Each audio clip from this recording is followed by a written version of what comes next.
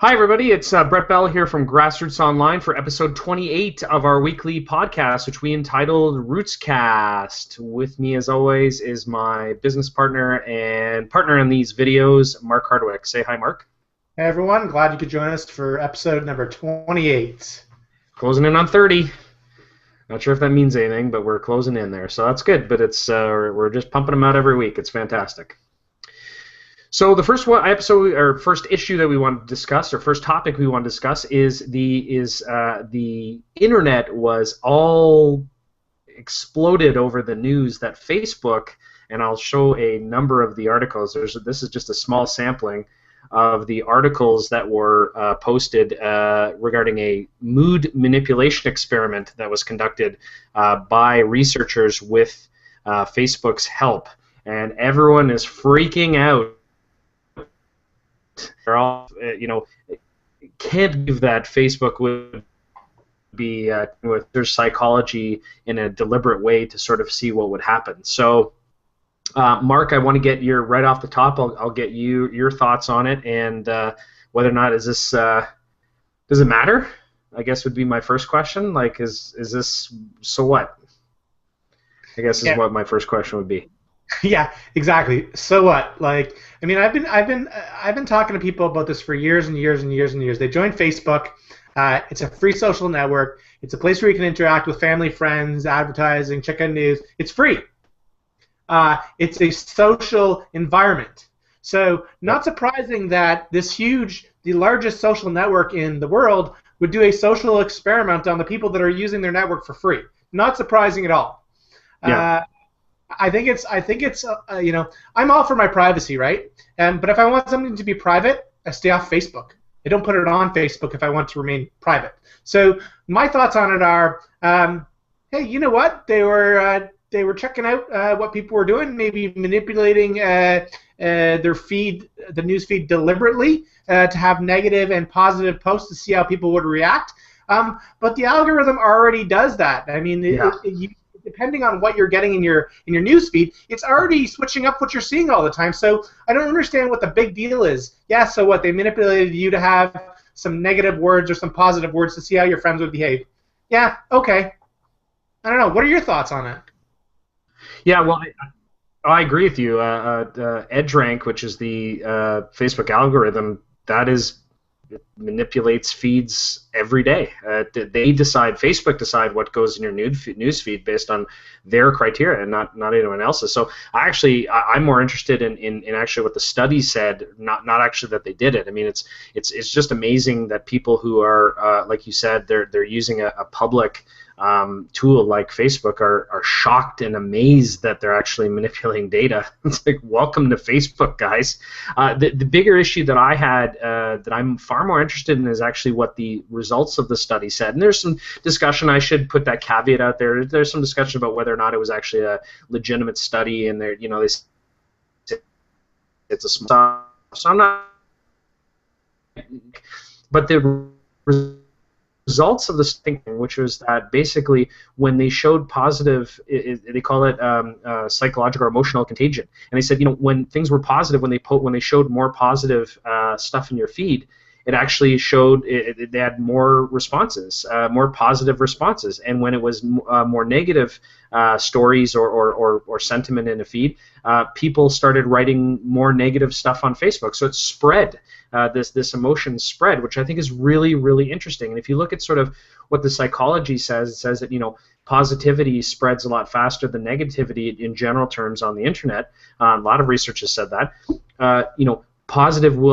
This helps to sort of buttress the fact that positivity will actually buttress your positive, more positive content from your users or from your connections, and then that will, as per other research, positivity spreads faster. So it's interesting. I think from a research point of view, I think that's really interesting. I guess the last thing I'll say on the research is what I found is really probably the most interesting part of the whole study was that they said when they were bland, when there was really no emotion to it, people would actually put less on Facebook, period. So they wouldn't write on Facebook when there was sort of bland material, sort of emotionless material. So it's really interesting that if you go really kind of middle of the road milquetoast, you're going to have less and less people actually engaging on Facebook, which is really, really interesting. So, interesting study as far as I'm concerned.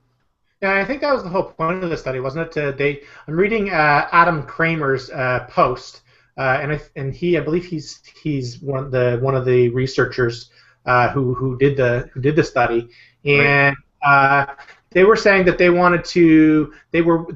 we felt that it was important to investigate the common worry that seeing friends post positive content leads to people feeling more negative or left out, and at the same time they were concerned that exposures to friends' negativity might lead people not to use Facebook.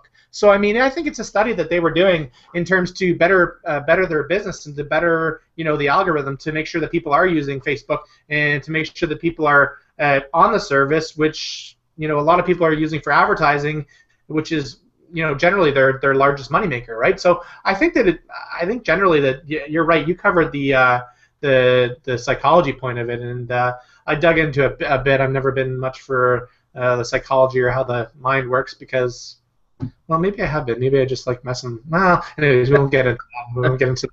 But well, I think you've run a few experiments. I think. Yeah.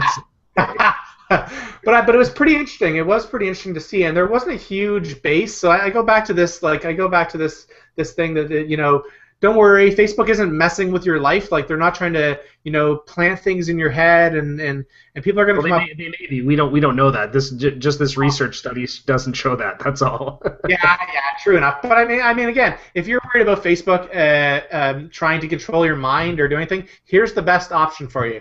Leave Facebook. That's the best tip I can do. If you're concerned about there's some kind of conspiracy that Facebook's trying to control your life, or that they're going to ruin your life, or they're going to make you negative or positive, you know what? Just leave Facebook. Yeah, fair enough. I think it is interesting. I think that they did it in a small, controlled, somewhat controlled environment, and I think it's interesting too. Yeah, no, I mean, like I said, interesting, and I think you said it right. I mean, again, color. I don't know why everyone's, color me not surprised, I guess is the best way to put it. It's, it's interesting to see what the research. I'm far more interested in that. So, all right, well, let's move on to the next topic. This is a little bit more practical and interesting. So, I guess the folks behind Shit Harper Did, and that's their official. We're allowed to. It's an official title. It's an official title. I'm standing by that. But that group who did the S. Harper Did, how's that? They created their own they created their own website by grabbing to sort of speak against the Conservatives' economic action plan by grabbing the URL economicactionplan.ca, which I have to tell you, I'm shocked that wasn't grabbed by the government, by the federal government. I gotta say, I'm absolutely shocked. So what they've done is they've created this this website that basically it's a parody website that sort of speaks to says every day the Harper Conservatives spend an average over $215,000 of our tax dollars on advertising. It tells us how awesome the Harper Conservatives are. So not exactly a fan. They're not exactly a fan of the Harper government. And it made the news. So as we see, it's in the Huffington Post, and this is just sort of I guess I'll start off because I think my comments are fairly simple. I mean, I don't want to belabor the point, but this just shows exactly why you need to buy all of the associated URLs before somebody else does. And you know what? I don't like playing gotcha politics. Look, everybody makes mistakes. I understand that, but whoops. There's a big, that's just like, oh man, one of those face palms, the Captain Jean-Luc Picard face palms, like, oh my God. So I don't know. What are you thinking? What are you thinking on this, Mark?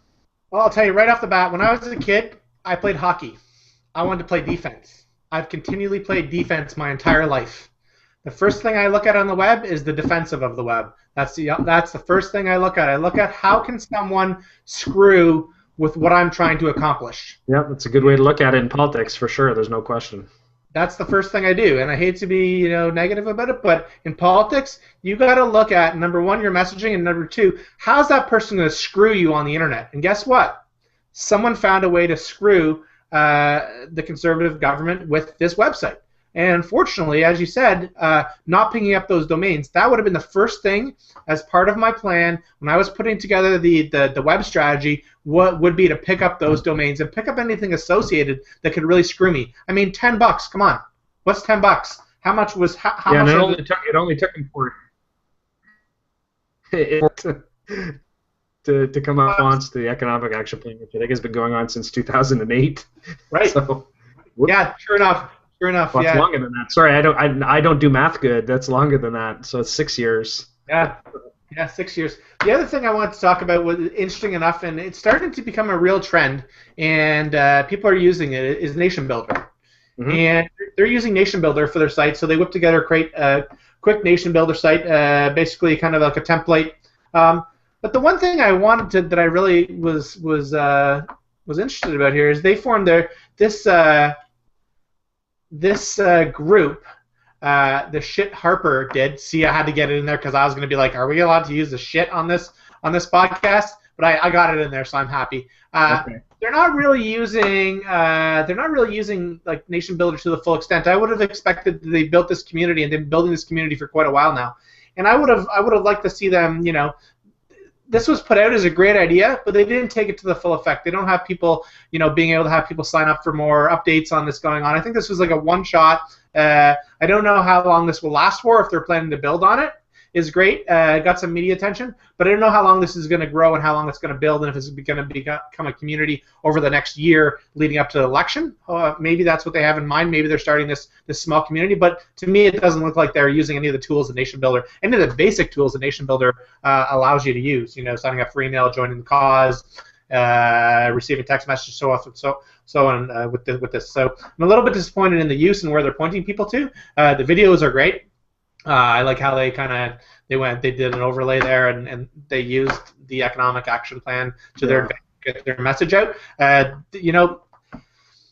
Everyone knows where my ties are and what they stand, but this is just pure not planning. This is not planning for an online attack, and defense is the best offense. Yeah, and I mean, I think, but I do concede your point. I think that they could have taken a little bit further and made it a bit more of a longer term activist, because obviously people who are interested or concerned about it, they got some good media on it, and obviously we're talking about it and what have you. But and I think that they could have taken a little bit further. But I think again, it's one of these types of situations where I think when you're registering your URL, take a few minutes, and the great thing is now that and I think we've talked about this before, the URLs are really cheap, so just go out there, grab anything that's related to it, and think like to your point, think like an opponent, and that's think how would they try to embarrass you, how would they try to flip it on you, how would they try to how would it look to the outside observer. Those are all really important questions to ask when you're putting this stuff together. So and again, I mean, I am shocked that it's 6 years later that it wasn't grabbed, but anyway. So anyway, I think it's worth talking about. So any other thoughts? Any other pieces of pearls of wisdom, pieces of advice? I just have plan your online strategy. Take the time. Don't just throw it up there because there's a lot of here. A prime example of this website could have been a lot more widely used. So plan your strategy. I know sometimes in the online world we got to get up stuff. We got to get it up quick. But plan the strategy. Make sure you're using the bare basics of collecting people's information so you can further your cause. Awesome. Well said, and we'll leave it at that point. So thanks very much for watching. We appreciate it. Hope you found some of these topics interesting and insightful. Definitely make sure you come back for next week, and thanks again for watching. Thanks again, folks. Have a great afternoon.